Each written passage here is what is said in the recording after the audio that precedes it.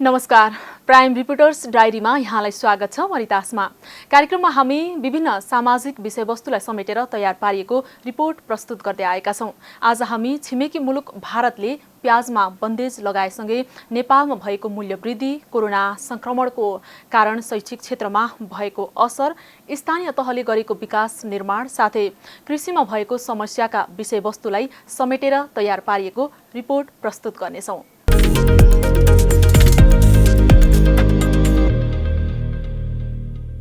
पछिल्लो समय छिमेकी मुलुक भारतले प्याज निर्यातमा बन्देज लगाएसँगै नेपालमा प्याज अभाव हुन थालेको छ।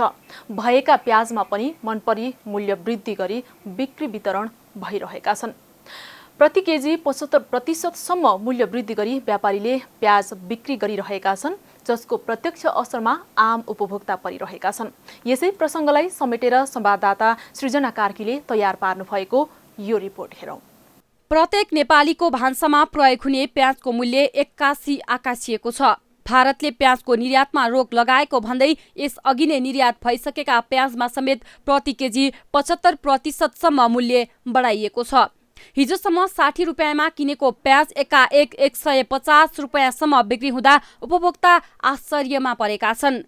भारतले निर्यात रोकेको खबर बाहिरिएसँगै यसअघि नै ल्याइएका प्याजमा समेत महँगो मूल्य खरिद गर्नु परेको गुनासो उपभोक्ताले गरेका छन्। एकै दिनमा यो स्वादै बढेछ। अब यो बिचौलियाहरूको काम त हो नि, बिचमा भर्ने।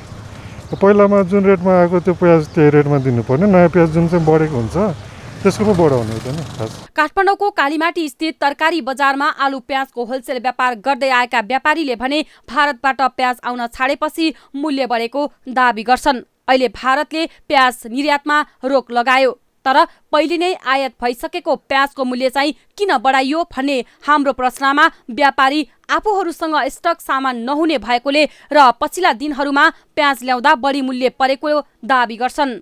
होइन, अब उताबाट आउने जुन प्याज थियो नि कच्चा सामान हो। अब भएको माल 10-20 बोरा मात्रै मान्छेहरूसँग छ, बढी स्टक छैन। बढी स्टक भयो भने भाउ बढ्दैन थियो।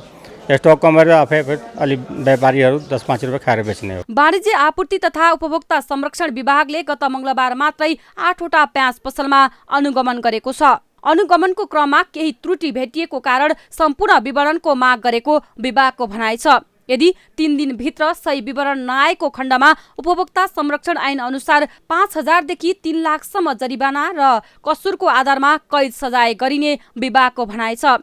नेपालमा आइसकेका प्याज कति छन् र भन्सार कटेर बाटोमा आउँदै गरेका प्याज कति छन् त्यसको ट्र्याकिङ गर्छौँ र यो प्याजहरू कुन मूल्यमा आएका हुन् र कति मूल्यमा बिक्री भइरहेको छ र त्यसको स्टक कति छ हामी त्यसलाई क्लियर गर्छौँ।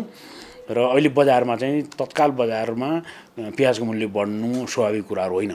यदि बढेको छ बढाउँछन् भने त्यो उपभोक्ता अधिकार विरुद्ध हो, उपभोक्ता संरक्षण ऐनको विपरीत हो। हामी त्यसलाई कारबाहीको दायरामा लिएर आउँछौँ, ल्याइरहेका पनि छौँ। त्यस्तै असोज 1 गते काठमाडौँको महानगरपालिकाको उपभोक्ता हित संरक्षण समितिले तिनकुनेको एक तरकारी बजारमा 42 बोरा प्याज जफत गरेर प्रहरीको जिम्मा लगाएको छ। तिनकुनेको हरित गृह तरकारी बजारमा बिहीबार बिहान छड्के अनुगमन गर्दा व्यापारीले लुकाएर राखेको प्याज बरामद गरेको हो। सोही दिन गरेको अनुगमनमा कोटेश्वर तरकारी बजारका 3 जना व्यापारीको कारोबार रोक्का गरिएको छ। आलुभित्र प्याज लुकाएर कालोबजारी गरेको पाइएपछि कारोबार रोक्का गरिएको छ। हाम्रो आन्तरिक उत्पादन त हाम्रो बजारमा उत्पादन कति छ भनेर हामी भन्न सक्दैनौँ होइन। हाम्रो बजारको तथ्याङ्कलाई हेर्दाखेरि आन्तरिक उत्पादन एकदमै नगर्ने 99.95% चाहिँ इन्डिया देखिएको छ भनेपछि त हाम्रो आन्तरिक उत्पादनको अवस्था के छ भन्ने कुरा र सरसर्ती हेर्दाखेरि हाम्रो आन्तरिक उत्पादन जुन छ त्यो चाहिँ मौसमी हुन्छ होइन। मौसमी रूपमा उत्पादन हुन्छ, त्यसलाई लामो समयसम्म स्टोर गरेर राख्न सकिँदैन र हामीसँग फेसिलिटी पनि छैन एउटा कुरा। अर्को कुरा चाहिँ त्यो त्यही समयमा चाहिँ बिक्री वितरण हुन्छ र स्थानीय तहमै बिक्री वितरण हुन्छ र यो ठुलो बजारको मागलाई परिपूर्ति गर्ने किसिमले त्यो सामानहरू हाम्रो बजारसम्म आइपुग्दैन। आर्थिक वर्ष 2076-77 मा मात्रै 4 अर्ब 22 करोड 47 लाख 14 हजारको प्याज आयात गरेको छ, जसमा सरकारले 10 करोड 68 लाख 35 हजार 2200 केजी प्याज आयात गरेको भन्सार विभागको तथ्याङ्कले देखाएको छ, जसमध्ये भारतबाट मात्रै 10 करोड। भारत सरकारले प्याजको निर्यातमा रोक लगाएसँगै कालीमाटी तरकारी बजार लगायत अन्य तरकारी बजारहरूमा अहिले प्याजको अभाव सृजना हुन थालेको छ, जहाँ चाहिँ अब भारत सरकारले निर्यातमा रोक लगायो, तर यसअघि नै निर्यात भइसकेका जुन प्याजहरूको मूल्य पनि एकाएक वृद्धि गर्न थालिएको छ।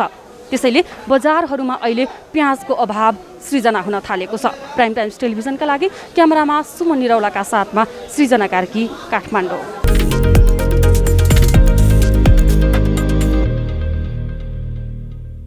दर्शकवृन्द, तराईदेखि मध्य पहाडसम्म खेती गर्न अनुकूल प्याजको परनिर्भरता निकै हदसम्म घटाउन स्वदेशमै उत्पादन गर्न नसकिने होइन, तर उत्पादन र उत्पादकत्व दुवै न्यून भएपछि आयातमा भर पर्नु परेको छ। भारत सरकारले प्याजको निर्यातमा प्रतिबन्ध लगाएको भोलिपल्टै नेपाली बजारमा प्याजको अभाव र मूल्य वृद्धि सुरु हुन थाल्छ। विशेषतः हरेक वर्ष भदौ असोजमा प्याजको अभाव सुरु हुन थाल्छ। कृषि प्रधान देश भनिए तापनि नेपाल कृषिजन्य वस्तुमा नै परनिर्भर बन्नु परेको छ। तर अब परनिर्भरतालाई कम गर्न सरकारले उचित कदम चाल्नै पर्छ। अब अर्को प्रसङ्ग, लामो समयको लकडाउन र निषेधाज्ञापछि वैदेशिक रोजगारीको लागि श्रम स्वीकृति खुलेको छ। पहिले जुन प्रावधानहरू थिए अहिले पनि त्यही प्रावधानसँगै श्रम स्वीकृति खुलेको हो। संवाददाता लक्ष्मी विश्वकर्माले तयार पार्नु भएको यो रिपोर्ट हेरौँ। 6 महिना अघि लकडाउन सुरु गर्दा अब विदेशबाट वारवारी युवाहरू नेपाल फर्कन्छन् भन्ने थियो, तर अहिले दशैंको मुखमा यातायात र कार्यालयहरू खुला हुन थालेपछि बिस्तारै युवाहरू विदेश जानका लागि श्रम स्वीकृति लिन वैदेशिक रोजगार विभाग ताहाचलमा पुगेका छन्। काठमाडौँको ताहाचल स्थित श्रम कार्यालयको तथ्याङ्क हेर्दा औसतमा दैनिक 40-45 जनाले श्रम स्वीकृति लिएका छन्। नयाँ श्रम स्वीकृति लिनेहरू दैनिक 5 देखि 7 जना रहेका छन्। प्रत्येक कार्यालयबाट पनि श्रम स्वीकृति प्रदान गर्ने गरिएको छ। अहिले प्रदेश 1 बाहेक 6 वटा प्रदेशका श्रम कार्यालयहरू खुलिसकेका छन्। अरू बेला वैदेशिक रोजगार कार्यालय ताहाचल निकै भिडभाड हुने ठाउँ हो, तर बिहिबार खासै भिड देखिएन। असार 18 गतेदेखि देशभर 7171 जनाले श्रम स्वीकृति लिइसकेका छन्। नयाँ श्रम स्वीकृति लिई 98 जना रोमानिया गइसकेका छन्। 2077 को असार 18 गतेबाट रिइन्ट्री र लिगलाइजेसनको खुलेको। त्यसमा यो कार्यालयबाट अस्ति 28 गतेसम्म 2707 जनाले श्रम स्वीकृति लिनुभएको छ। त्यसै गरेर 363 जनाले लिगलाइजेसनबाट, जुन मैले अघि तपाईँलाई भने त्यो अनुसार चाहिँ श्रम स्वीकृति लिनुभएको छ। अब ओभरअल देशको कुरा गर्नुहुन्छ भने 7171 ले हिजोसम्म श्रम स्वीकृति लिनुभएको छ। यसमा यो 7171 मा यसमा टोटल छ तपाईँको रिइन्ट्रीबाट जाने, लिगलाइजेसन जाने, अनि नयाँको 32 जना प्लस 60-65 जना जुन संस्थागत मैले अघि तपाईँलाई भने म्यान पावरबाट जाने मान्छेहरूको पनि श्रम स्वीकृति गरेर 7171, जसमा 6646 महिला। झापाका ओम विक्रम भट्टराई युएईबाट फर्किएको 6 महिना भयो। 2 महिनाको बिदामा नेपाल आएका उनी 6 महिनादेखि यतै थुनिएका छन्। झापाबाट आएका उनी पुनः श्रम स्वीकृति लिन आएको बताउँछन्। आफ्नो देशमा रोजगारी नभएपछि कोरोनाको महामारीमा भए पनि विदेश जानुपर्ने बाध्यता भएको बताउँछन्। उतै बस्यो, उतै काम गर्यो हैन, धेरै वर्ष भयो। अब यहाँ बस्न मन पनि अब त्यही अब उहाँको तुलनामा यहाँ पैसा कम्ती नै हुन्छ हैन, त्यही हिसाबले नै जान खोजेको हो। बिहिबार वैदेशिक रोजगार कार्यालय ताहाचलमा श्रम स्वीकृतिका लागि पुगेका रामबहादुर खत्रीको 6 महिना भयो भिसा आएको। अब श्रम स्वीकृति लिएर ओमान जान लागेको बताउँछन्।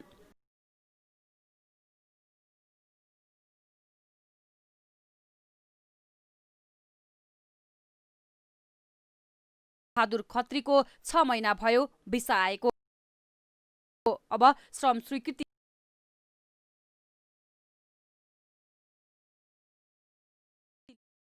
नयाँ श्रम स्वीकृतिका लागि सम्बन्धित व्यक्ति जिम्मेवार भएको हुनाले सम्बन्धित देशको सम्बन्धित कम्पनीको डोमेन मेलबाट ताहाचल कार्यालयमा मेल पठाएर यो मान्छे चाहिएको छ भनेर नो अब्जेक्सन लेटर आइसकेपछि मात्र नयाँ श्रम स्वीकृति दिने गरेको छ। कोरोनाको कारणले गर्दा केही देशहरूले ग्रीन जोन र रेड जोन भनेर छुट्याएका छन्। प्राइम टाइम्स टेलिभिजनका लागि क्यामेरामा मिलन मगरका साथमा लक्ष्मी विश्वकर्मा, काठमाडौँ।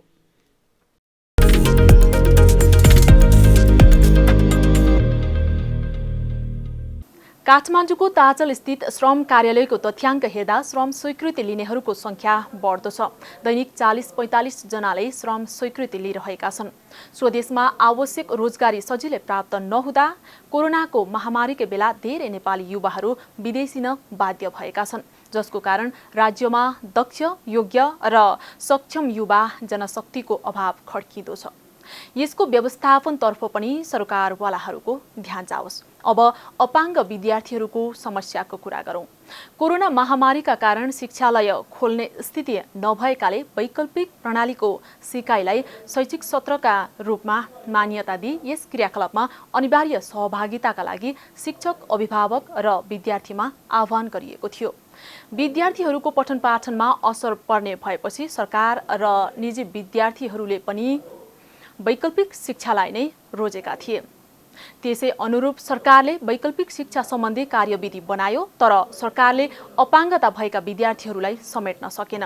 अहिले करिब 70,000को हाराहारीमा अपाङ्ग भएका विद्यार्थीहरू वैकल्पिक शिक्षाबाट वञ्चित भएका छन्। संवाददाता गीताञ्जली अधिकारीले तयार पार्नुभएको यो रिपोर्ट हेरौँ। सरकारले असार 1 गतेदेखि सञ्चालनमा ल्याएको वैकल्पिक शिक्षालाई नै रोजेर 2 पटकसम्म विभिन्न बुँदाहरू थपेर आम विद्यार्थीहरूका लागि निर्देशिका तयार गर्यो। तर त्यो निर्देशिका अपाङ्ग विद्यार्थीहरूको पठन पाठनसँग मेल खाएन। अपाङ्गता भएका व्यक्तिको अधिकार सम्बन्धी ऐन 2074मा नेपाल सरकारले अपाङ्गताको वर्गीकरणका आधारमा आवश्यकता अनुसार विद्यार्थीको परीक्षा तथा मूल्याङ्कन प्रणाली सम्बन्धमा छुट्टै व्यवस्था गर्ने भनिएको छ। त्यसै गरी सरकारले विपन्नता, भौगोलिक विकटता वा अपाङ्गताको गम्भीरता समेतका आधारमा तोकिएको बमोजिमका अपाङ्गता भएका व्यक्तिलाई आवास सुविधा सहितको शिक्षा प्रदान गर्ने व्यवस्था मिलाउन सक्नेछ। शिक्षण संस्थाले अपाङ्गता भएका व्यक्तिको पहुँच सुनिश्चित हुने गरी मन्त्रालयले निर्धारण गरेको मापदण्ड बमोजिम विद्यालय भवन तथा अन्य भौतिक संरचनाको निर्माण गर्नुपर्नेछ। निजी क्षेत्रबाट सञ्चालित शैक्षिक संस्थाले नेपाल सरकारले निर्धारण गरिदिए बमोजिमको संख्यामा अपाङ्गता भएका व्यक्तिलाई निशुल्क अध्ययनको सुविधा उपलब्ध गराउनु पर्ने भन्ने उल्लेख गरिएको छ। तर नेपालमा अहिलेसम्मको परिस्थितिमा वैकल्पिक शिक्षाबाट अझै पनि 72,000 विद्यार्थीहरू वञ्चित छन्। उनीहरू घरमा नै बसिराखेका छन्। राष्ट्रिय अपाङ्ग महासङ्घका वरिष्ठ उपाध्यक्ष रमेश लामाले अहिले वैकल्पिक शिक्षा सम्बन्धी बनाएको कार्यविधिले अपाङ्ग विद्यार्थीहरूको आवश्यकता नसमेटेको बताएका छन्। त्यस समाधानबारे सरकारसँग पटक पटक अनुरोध गरेर पनि औपचारिक रूपमा छलफल हुन नसकेको लामाको भनाइ छ। उनले अपाङ्ग विद्यार्थीहरूको हक अधिकारको लागि राज्यले व्यवस्था गरेको आरोप समेत लगाए। शिक्षा तथा मानव विकास स्रोत केन्द्रका उपमहानिर्देशक विष्णु प्रसाद अधिकारीले बहिराहरूका लागि वैकल्पिक शिक्षा उपयुक्त नभएको बताएका छन्। उनले अरू त्यस्ता विद्यार्थीका लागि सरकारले कक्षा सञ्चालन गर्ने तयारी गरिरहेको बताएका छन्। अब यी 10वटा प्रकारमा चाहिँ सबैभन्दा यो सुन्न नसक्ने बहिराहरूको हकमा हाम्रो यो चाहिँ भर्चुअल कक्षाहरूले अलि उपयोगी भएन भन्ने चाहिँ भनाइ छ। अब यिनीहरूको हकलाई अब हामीले हाम्रो यो स्टुडियोको सेटलमेन्टमै फेरेर अब साङ्केतिक भाषामा सहित अनुवाद गरेर कक्षाहरू उत्पादन गर्ने तयारीमा छौँ। अहिलेसम्मलाई त तिनीहरूको हकमा केही हुन सकेको छैन। कोरोना महामारी भन्दा अगाडि अपाङ्ग विद्यार्थीहरूको लागि राज्यले 2 किसिमको लगानी गरेको छ। घरमा नै बसेर अध्ययन गर्नेलाई मासिक 1,000 र घरबाट बाहिर अन्यत्र बसी अध्ययन गर्नेलाई मासिक 4,000 को व्यवस्था गरेको थियो। तर विद्यार्थीहरूका लागि वैकल्पिक प्रणालीको पठन पाठन अनुकूल हुन सकेन। यसमा अपाङ्ग विद्यार्थीहरूका लागि राज्यले शिक्षामा विकल्प खोज्नु नै उचित देखिन्छ।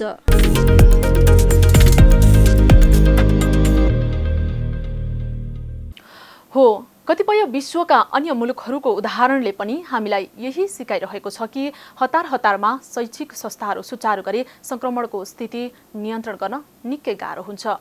संक्रमण थप फैलिएमा नेपालले त्यसलाई धान्न सक्दैन। हो, यसको विकल्प खोज्नु जायज छ। त्यसैले अहिले वैकल्पिक विधिको शिक्षाको विकल्प छैन। सिकाइ अवरुद्ध कहिले हुनु हुँदैन। नियमित र वैकल्पिकको परस्पर बनाएर लैजानुपर्छ भनिरहँदा देशभरि करिब 70,000को हाराहारीमा रहेका अपाङ्ग विद्यार्थीहरू वैकल्पिक शिक्षाबाट वञ्चित भइरहेका छन्। यसतर्फ पनि सरकारवालाको ध्यान जानैपर्छ। अब कार्यक्रममा छोटो व्यापारिक विश्राम।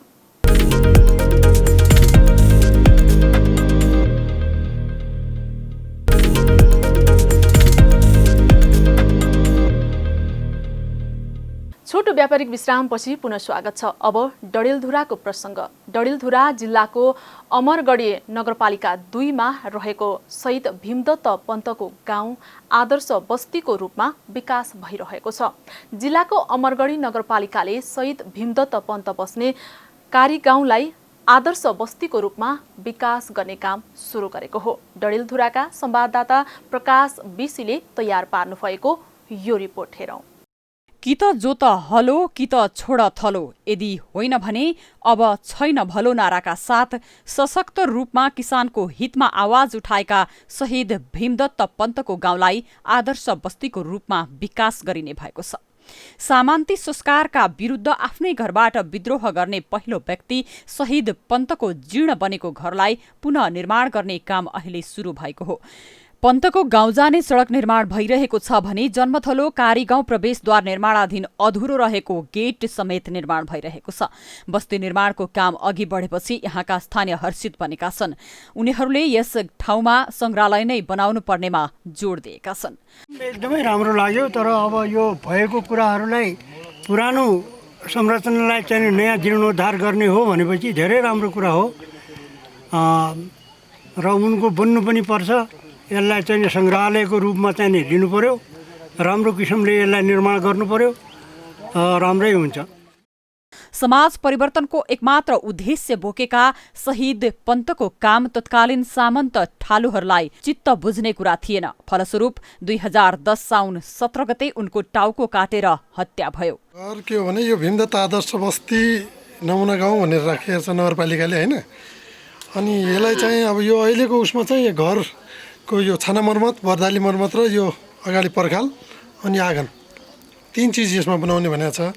यो जीर्ण भइसकेको थियो। यो चाहिँ भीमदत्त प्रतिष्ठानको नाउँमा चाहिँ दानपत्र गर्नुभयो बुवाले चाहिँ।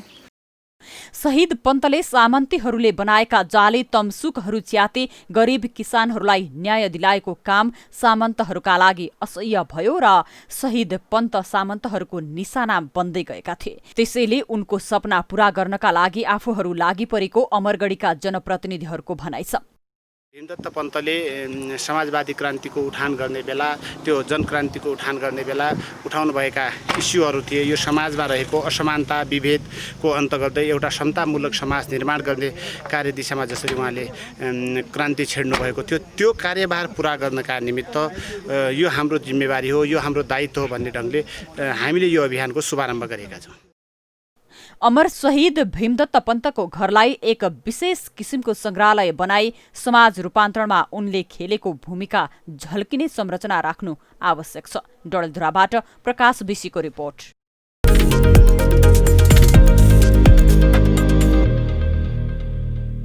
पछिल्लो समय स्थानीय स्तरमा भएका यस्ता कामहरू उदाहरणीय छन्। अन्य कारी गाउँ पनि आदर्श बस्तीको रूपमा विकास होस्। अब गुल्मीको प्रसङ्ग। वर्षौंदेखि खानेपानीको समस्या झेल्दै आएका गुल्मीको धुरकोट गाउँपालिकाका वडा नम्बर 7 का स्थानीयहरू अहिले घरमै पानी पुगेपछि हर्षित भएका छन्। खानेपानीको धारा पुगेसँगै घण्टौं लगाएर एक गाग्री पानी लिनुपर्ने बाध्यता हटेको छ। गुल्मीका संवाददाता डीबी खड्काले तयार पार्नु भएको यो रिपोर्ट।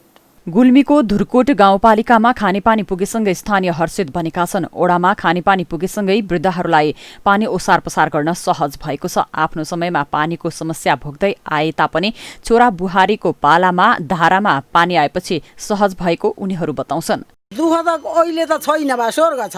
दुःख त उहाँ कोन पानी गरेर ल्याएर के पानी छोरछोरीलाई अलिअलि पेटभरि पानी खान दिन पाइएन मेरो छोरछोरीलाई। मरिका 2-3 खेप पानी ल्याएर खाएर कहाँ पुग्ने हो? पानी बोक्ने 2 खेप पनि नभइकन भएन गर। भैँसीलाई कोही पोखराबाट ल्याएर कोही तपरिपार यति दिइयो। पेटभरि निहाल पानी खान पाएनन्। बहुवर्षीय खानेपानी आयोजना अन्तर्गत केन्द्रीय सरकारको खानेपानी मन्त्रालयबाट 1 करोड 56 लाख लगानीमा बाइखोला लिफ्टिङ खानेपानी आयोजना सम्पन्न भएको हो। खानेपानी आयोजनाबाट वडा नम्बर 7 बगलाका 228 घरमा खानेपानीको धारा पुगेको छ। आफूहरूले खानेपानीका लागि धेरै दुःख पाए पनि आउने पुस्तालाई खानेपानीको राहत भएको स्थानीय बताउँछन्।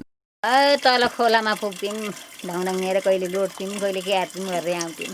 त्यो बाटो आङ्ना आउँदैन जे उकालो बाबु 1 घन्टा धारो आउँदा त अलि सुख पाएका छौँ। अब यो मर्नेलाई आएर के गर्ने धेरै दुःख थियो हजुर अहिले धेरै सुख भएको छ हामी यहीँ पँधेरो ठाडीखरी भन्छन् हाम्रो यहीँ पँधेरोबाट ल्याउँथ्यौँ अब हाम्रो माग त अब यो सुख पायो अझै सुख पाउँला भन्ने छ भन्नुभएको थियो त्यो भन्नभन्दा पहिले नै सुरु भएको थियो अनि पानी पनि अब आयो भनौँ खानेपानीको धारा आएसँगै एक गाग्री पानी लिन एक बिहान कुर्नुपर्ने अवस्थाबाट बाग्लाबासी मुक्त भएका छन् जसबाट सबैभन्दा बढी राहत महिलाहरूलाई भएको छ। पानीको मुहानका स्रोत नहुँदा सबै लिफ्टिङको माध्यमबाट खानेपानीको व्यवस्था गर्नुपर्ने ओडा कार्यालयले जनाएको छ। प्रदेश सरकारबाट डालाले लिफ्ट खानेपानीमा 209 घरमा एक घर एक धारा हुने अन्तिम तयारी चरणमा छ र बाँकी अरू केही घरहरू हुनुहुन्छ त्यो ढङढङे खानेपानीबाट र होलबाङ बाँगेर खानेपानीबाट हामी अब 1 वर्षभित्रमा सबै घरमा एक घर एक धारा सम्पन्न गर्ने योजनामा छौँ। बिहान चाहिँ तपाईँको 3 बजी 3-4 बजीतिर मान्छेहरू पँधेरामा लाइन लाग्ने ठाउँ थियो र राति 9-10 बजी 11 बजीसम्म पनि पँधेरामा लाइन लागेर पानी ल्याउने अवस्था थियो। त्यो पानी ल्याउने अवस्था अहिले एकदम हामीले चाहिँ सम्पन्न गरिसकेका छौँ र यहाँका नागरिकहरू यहाँका दाजुभाइ दिदीबहिनीहरू खुसी हुनुहुन्छ। खानेपानीको समस्याका कारण धुर्कोट क्षेत्रका जनता खानेपानी समस्याका कारण धुर्कोट क्षेत्रका जनता बसाइसराई गरी बेसीतिर झर्ने गरेका थिए। पानीको सुविधा भएसँगै बसाइसराई रोकिने र स्थानीयहरू कृषि पेसातर्फ आकर्षित हुने स्थानीय तहको अपेक्षा रहेको छ। विकासको पूर्वाधार मध्ये एक मानिने खानेपानी आयोजनाले गति लिनु सकारात्मक कुरा हो र अझै पनि निर्माणाधीन खानेपानी आयोजनाहरू समयमै सम्पन्न हुने भने वाग्लाबासीले विकासको अनुभूति गर्ने थिए भने वाग्लाबासीको मुहारमा खुसी छाउने थियो। DB Khadka, prime times television, Gulmi.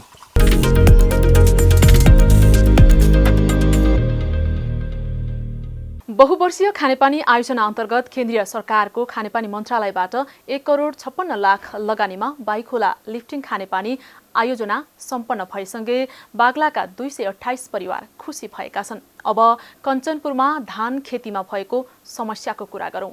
कञ्चनपुरका अधिकांश स्थानीय तहमा धान खेतीमा विभिन्न रोग लागेसँगै किराले नोक्सानी पुर्याउन थालेपछि किसान चिन्तित भएका छन्।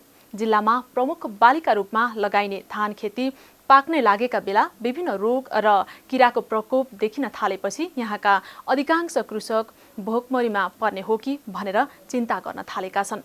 कञ्चनपुरका संवाददाता डिलिराज पन्तले तयार पार्नु भएको यो रिपोर्ट हेरौँ।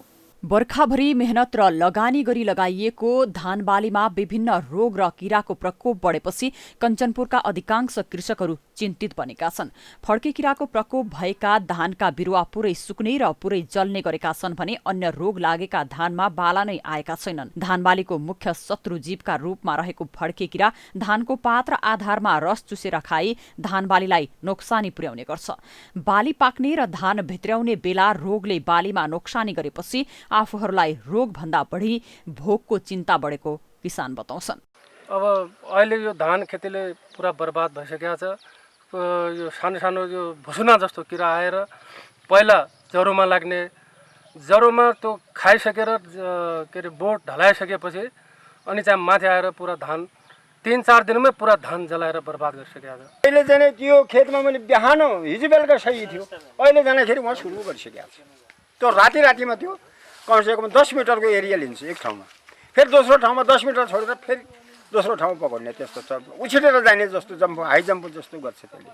भीमदत्त नगरपालिका, कृष्णपुर नगरपालिका र बेलडाँडी गाउँपालिकामा लगाइएको अधिकांश धान खेतीमा खैरो, फड्के किरा, गबारो, ब्लास्ट लगायत रोग र किराको प्रकोप बढेको छ। फड्के किराको समस्या भएका किसानलाई एजडिरक्दिन, हेक्जाकोनाकोल र इमिडाक्लोप्रिड विषादीलाई धानको फेदमा पर्ने गरी छर्कन सुझाव दिइएको भए पनि औषधिले काम नै गरेको छैन। साबा मन्सुली अनुदान हिसाबकै भनौँ अब 37 रुपियाँ किलो होला हो। यो लगाएको गएर 2 पटक दबाई गरे, 2 पटकै दबाई छिर्दाखेरि नि किरा त झन् बढी भइदियो नि, कमै भयो छैनन्। जति दबाई आने पनि कम 12-1500 को दबाई आनिसक्यो। धान सखाबै भयो, एउटा बालो स्याहार्न नपाइने भयो। अरू केही चाहिएको छैन, यो मेडिसिनले काम गर्छ भनेपछि हामी त्यसलाई युज गरिहाल्छौँ नि। अन्त अरू कुनै हामीलाई तिनीहरूको कुनै हात पाउ जोड्नु जरुरी छैन नि। अरे हेरिदिनु पर्यो नि, परेको बेलामा नहेर्छ कहिले हेर्छन् त हाम्रो मेयर उपमेयरहरूले अध्यक्षहरूले होइन सम्बन्धित व्यक्तिहरूले त ध्यान दिनु पऱ्यो नि यो कुरालाई चाहिँ यस्तो छ अहिले यस्तो भइरहेछ भनेर हेर्ने हो कि गाडी लिएर हामीलाई लिन आउनु भने कहाँ तिनीलाई लिन जाने हामीहरू चाहिँ। रोग र किराका कारण धान पाक्ने बेलामा पातहरू पहिलो हुँदै गएका छन् भने धानको बाला नै नलागी सुक्ने गरेका छन्। न त धान नै काम लाग्ने भएको छ न पराल नै। बालाहरू आए पनि फोस्रा भएका छन्।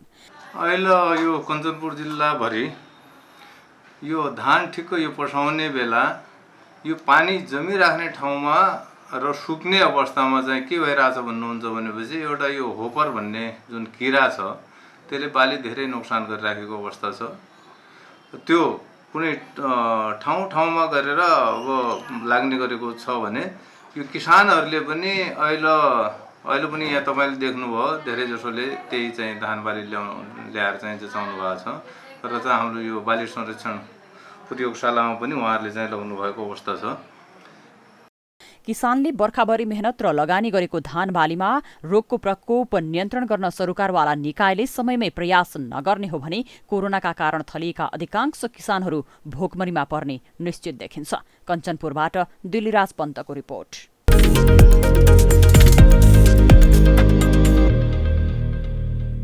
हो, धान उत्पादनलाई मात्र बढाउन सक्ने हो भने पनि नेपालमा धान आयातलाई प्रतिस्थापन गर्न सकिन्छ।